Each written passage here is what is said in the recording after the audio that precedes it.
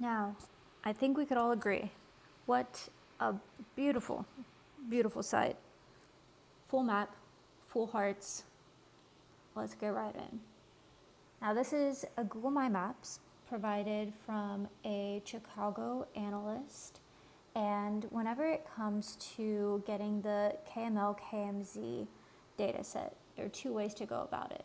One is just outright downloading the KML. This takes all the data points and compresses it into essentially one layer, one indistinguishable layer. You wouldn't be able to differentiate the properties from retail from hotels. Now, this could be good in cases such as comps or things with really small data sets. But whenever we see a map this heavily populated, it's usually an amenity map, something that they want colored based on the amenity type. In that case, in order to get each individual data set, we would have to copy the map,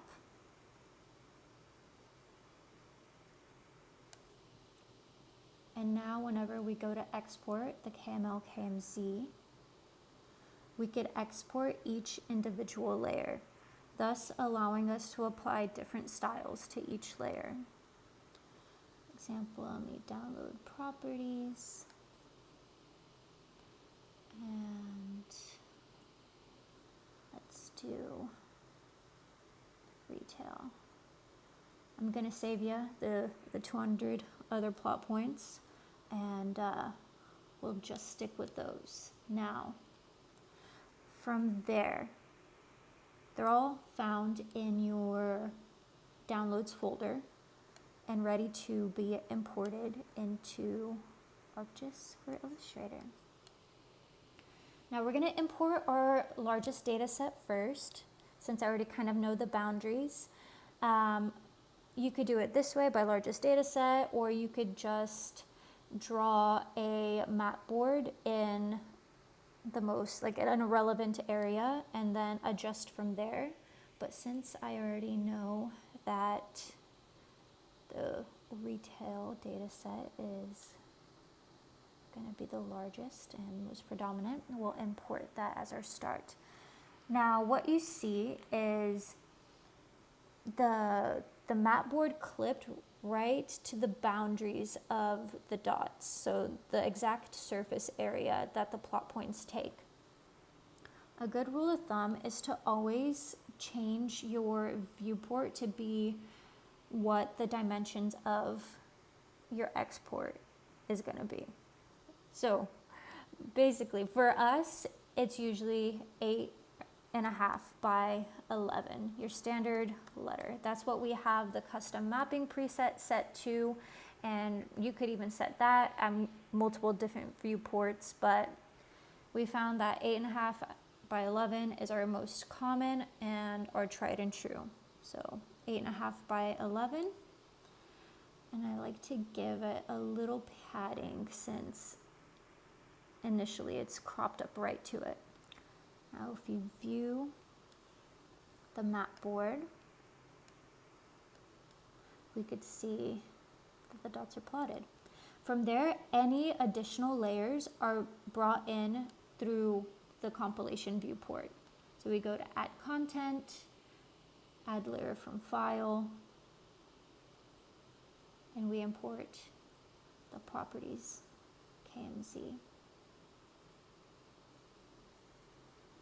Now from right there, the next step is to manage your labels. For the properties, for example, I always like having the name, and I always set it to a small point size. And automatically, by habit, I always click show overlapping layers, even though the properties are not overlapping. You'll see as we do the retail, clicking show overlapping labels is essential. Now, of course, you don't always need the names, and she looks absolutely crazy right now, but even if we don't use them, I always like having the names there as a fail-safe, just in case. I'd rather have too many layers than not enough. But I mean, I guess the good thing about ArcGIS is you could always go in and add these, no problem. So the basics of importing KML, KMZ is right here. We could take it a step further and add our custom map preset, which we have favorited, and apply that to the map.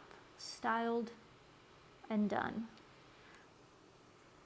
I always like to set the PPI to 300 just in case there are any shields in the map board present, that we capture them at the highest resolution.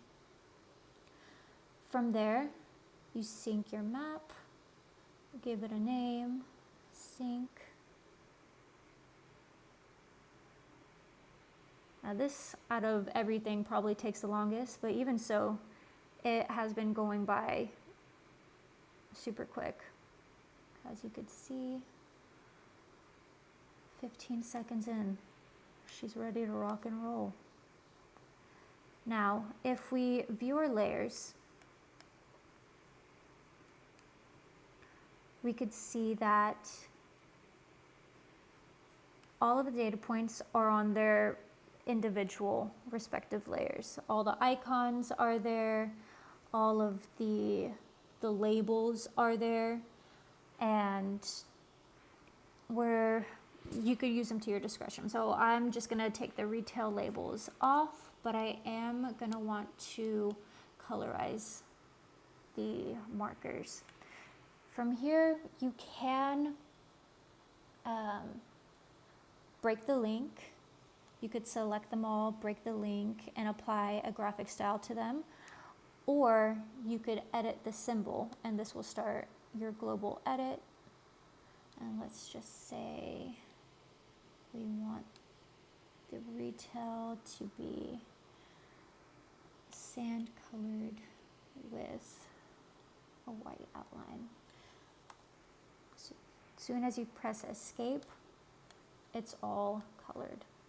Now, why we love ArcGIS so much as well is that, say if any of the data changes, the map is still there. All you have to do is go back to your Google My Maps, download the new data set, and you just import it into the same map. This allows us to easily change data and not have to restylize everything. We just import the new data set, resync it, it syncs into the same map board, and you're good to go. But I'm gonna end the demo right there, and we'll get on to the rest of it.